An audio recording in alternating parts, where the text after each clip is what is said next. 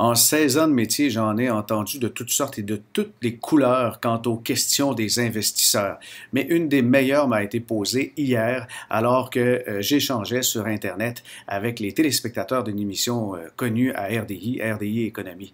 Il y a un investisseur qui m'a posé la question suivante.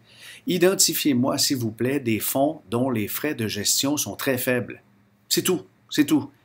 Alors, ce qui m'étonnait dans cette question, c'est que l'investisseur, finalement, ne cherchait pas un bon fonds de placement, il ne cherchait pas quelque chose approprié avec son plan d'investissement, mais juste pas cher. Je peux vous trouver d'excellents fonds de placement qui sont vraiment pas chers, 0,2, 0,3% de frais de gestion, mais qui perdent de l'argent régulièrement depuis 10 ans. Ils vont perdre 10% par année, assez que 10 000 $ placés il y a 10 ans, ça vaut aujourd'hui que quelques centaines de dollars.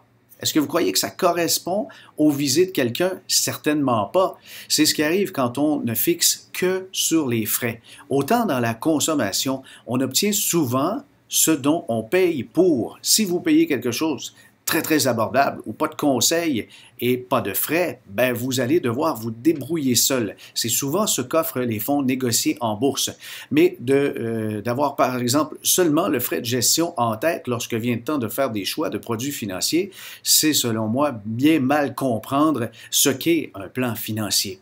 Ça vous prend votre cible, c'est-à-dire votre profil d'investisseur, vous devez le connaître, comment vous réagissez émotivement face aux fluctuations de marché. Et ensuite, lorsque c'est déterminé, par exemple, vous avez un profil dynamique, on peut regarder quel type de fonds commun dynamique vous convient et ceux-là devront certainement, en tout cas par les temps qui courent, avoir une bonne composante internationale pour pouvoir profiter des remontées de marché, que ce soit les marchés émergents qui vont bien remonter un jour ou l'autre, le marché européen, marché du côté de l'Asie-Pacifique et pourquoi pas du côté américain. Lorsqu'on trouve ce genre de fonds de placement, on voit si les gestionnaires en place sont toujours là, parce qu'autrement les statistiques ne valent plus rien. Lorsqu'on a trouvé la perle rare, on regarde si les rendements, si le niveau de risque est plus faible que les autres et que le rendement est supérieur.